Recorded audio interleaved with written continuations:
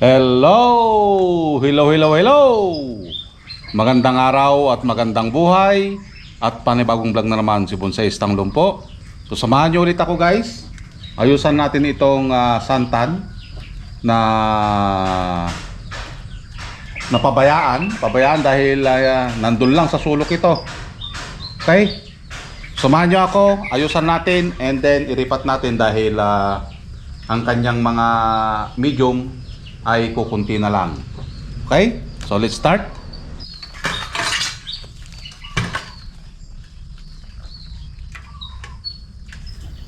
Putulin lang natin dito yung pagkakatali ng ating puno.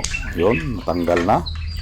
Dahil bawat puno, ito ay nakatali dapat sa paso or nakapix. So, bunutin natin ng dahan-dahan para naman hindi gaanong masaktan. Agoy. Ano daw? Ayan, dahan-dahan. At ito na nga, natanggal na. So, nakita nyo naman yung buhangin na nalaglag. So, yan lang yung kinakainan niya. So, kailangan na talaga natin piripat at ilagay sa mas malaking lagayan. So, ang paso ng cascade ito ay mataas katulad ng nakikita natin ngayon. Bawat style ng puno, ito rin ay iba't iba ring uri ng paso or iba't ibang shape ng paso ang ibigay natin sa kanila. So, tanggalin lang natin dito yung ugat na masakit sa mata. Yan. Ito yung natanggal natin na ugat. So, maraming ugat din ang nawala sa kanya. So alam na ang gagawin ang kasunod nito. Okay? Kalbuhin. Pero bago natin kalbuhin, i-fix muna natin. Itali muna natin para hindi mapunta sa iba. Agoy. Ano daw? Itali mo para hindi mapunta sa iba. Joke lang yun. I-fix natin ng maayos para hindi ito magalaw-galaw katulad ng ginagawa natin. Ayan, higpitan mo pa, bebe. Ayan, at lagyan natin ulit ng medium. Tabunan natin yung naputol na ugat para ito ay tubuan ng panibago. Shout out nga pala sa mga mahilig sa santan. Yan. So, dalawa lang ang aking bonsai na santan dahil ito ay matagal, mabuo. Kaya inaayawan ng mga groomer or mga artist ang isang santan. Pero kapag ito ay nabuo mo at punong-puno ng bulaklak, pawi ang pagod mo at paghihintay or pag-aalaga sa isang santan katulad nito. Yun. At naisiksik na nga natin yung medium na inilagay natin, nalagyan na, natabunan na yung kanyang mga ugat. Ito naman ay kalbuhin natin. Okay?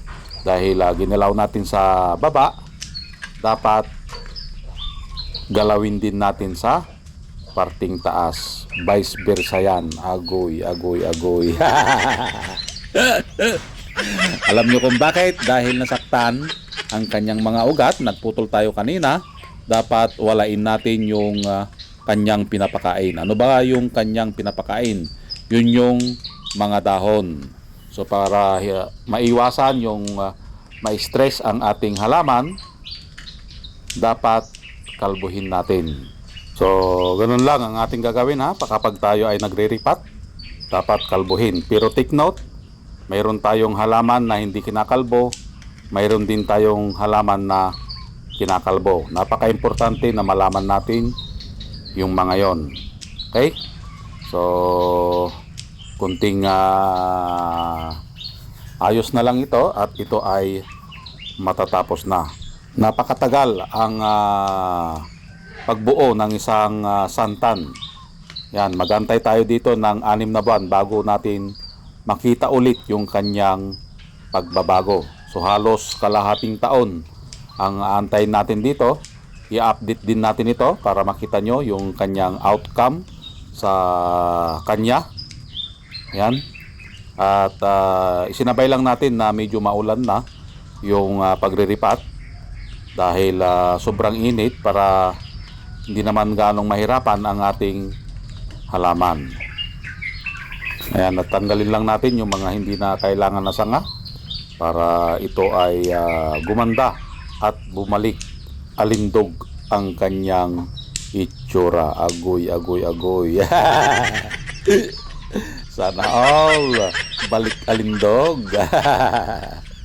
Ayan, i-wire lang natin din dito yung mga kailangan na i-wire dahil tinubuan ito ng panibagong sanga na kailangan nating iayos para matakpan yung butas or mabuo yung pagka-cluster nito. Yan, ikot-ikot lang yan ng 45 degrees katulad ng pagpapaikot sa'yo ng minahal mo dati, ngayon ex mo na.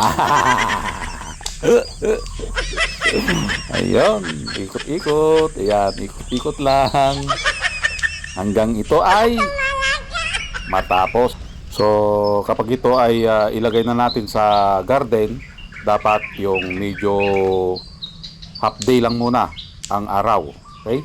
Para hindi naman gaanong mahirapan dahil mainit pa ngayon ang panahon. Umuulan paghapon, pero pag tanghali grabe ang init. Yun, final touch na lang ito at matatapos na tayo. So ayan guys, natapos na nating ayusan. Okay? Kinalbo natin ang ating halamang bonsai dahil nagtanggal tayo ng ugat. Okay? Para ito ay hindi ma-stress, mawala yung kanyang papakainin. Okay? At ito ang kanyang kinalabasan ngayon. Bumalik ulit ang kanyang alindog. Agoy. Yeah. Balik alindog. Ayan. Ito yung kanyang first branch. Ayan.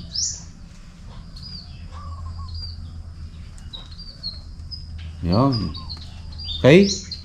So yun yung kanyang pinakaharap. Okay? Ito. So antayin lang natin ulit ito na makarecover. Okay? At sibulan ng panibagong dahon. Okay? Maganda ito. Simple lang siya. Cascade. At kung ikutin natin, ito yung kanyang magiging itsura. Yan. Ikot. Yan. Ikot.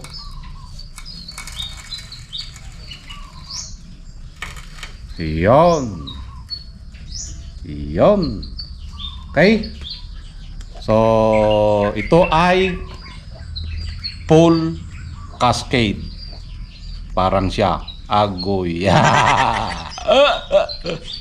Na fall in love sa iba. Yung sanga niya na fall in love sa iba. Okay? So, maraming salamat at nakarating na naman tayo sa dulo ng aking video. Hanggang sa muli. Bye-bye.